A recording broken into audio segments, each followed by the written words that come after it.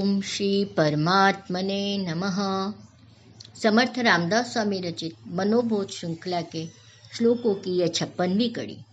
मुझे पूरा विश्वास है समर्थ के यह मार्गदर्शक विचार आपके जीवन में निश्चित रूप से परिवर्तन ला रहे होंगे। तो क्यों ना आप दूसरों को भी इससे लाभान्वित करें मेरे इन वीडियोस को लाइक, शेयर और सब्सक्राइब करके। तो चलिए अब श्लोक की ओर बढ़ते हैं। मूल मराठी श्लोक। दिनाचा दयाळू मनाचा मवाळू स्नेहाळू कृपाळू जनीदास पाळू तया अंतरी क्रोध संताप कैचा जगी धन्य तो दास सर्वोत्तमाचा। दीन दुखियों का रक्षक, कोमल मन का धनी, स्नेह कृपा दृष्टि लिए जन कल्याण हित कार्य करता जो, जिसके मन में क्रोध संताप नहीं, धन्य दास वो सर्वोत्तम का हो। यहाँ दीन शब्द आया है। दीन अर्थात गरीब। गरीब केवल पैसों से नहीं होते हैं, मन से भी कोई गरीब होता है। किसी के प्रति दया करुणा जिसके मन में नहीं है वो भी तो गरीब है। मन में अगर संताप न हो, गुस्सा न हो, सबसे हम मृदुतापूर्वक व्यवहार करें, सुसंवाद करें, तो भविष्य में संताप की गुंजाइश ही नहीं रहती। किसी के प्रति दया उत्पन्न होना सहवेदना कहलाता है। पर जब अगर हम उस दया उत्पन्न होने के बाद किसी दुखी के अगर मान लो दुख को देखकर दया आ रही है, परंतु उसका दुख दूर करने के लिए अगर हम कुछ भी नहीं करते तो वो दया किस काम की। और यदि हम उस दुख को दूर करने का प्रयत्न करते हैं तो हमारी यह क्रिया संवेदनशीलता कहलाती है। और यही संवेदनशीलता समाज में परिवर्तन लाती है।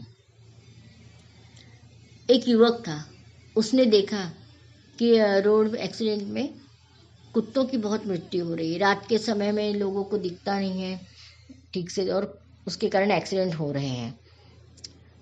तो वो सिर्फ चिंता करके नहीं बैठा, उसने रेडियम युक्त ऐसे कुछ पट्टे बनाए और उन कुत्तों को लगा दिए, गले में डाल दिए उनके, जिसके कारण रात के अंधेरे में वो रेडियम चमकता था तो यहाँ कोई है ऐसा लोगों को मालूम हो जाता था। उसी प्रकार कुष्ठ रोगियों को देखकर बाबा आमटे केवल दुखी नहीं हुए, तो उन्होंने वरोरा में एक बहुत बड़ा काम शुरू किया जो आज हम आनंद वन के नाम से जानते हैं, जहाँ कुष्ठ रोगियों का पुनर्वसन किया जाता है। सर्वोत्तम का दास होना यानी क्या? जैसे हनुमान थे, राम जी के भक्त।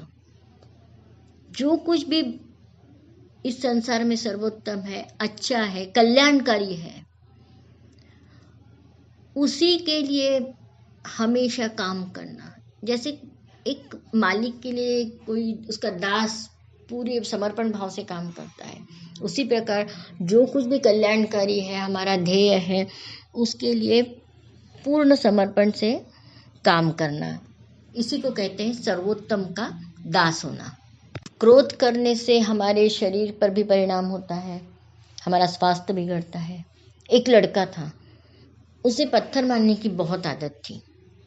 किसी के कांच फूटते थे खिड़की के, किसी के गाड़ी का आईना टूटता था।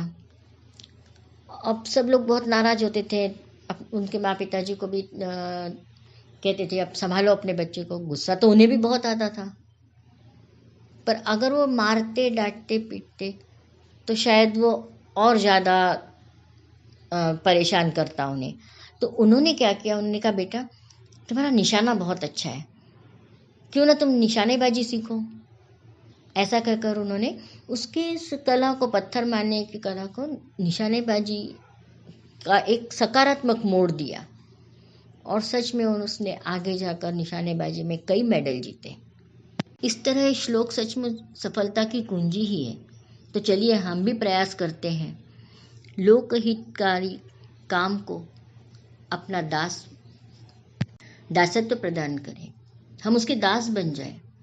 हर वो अच्छा काम जिससे किसी का हित होता हो करने का प्रयास करें, पूर्ण समर्पण भाव के साथ। जय जय रघुवीर समर्थ।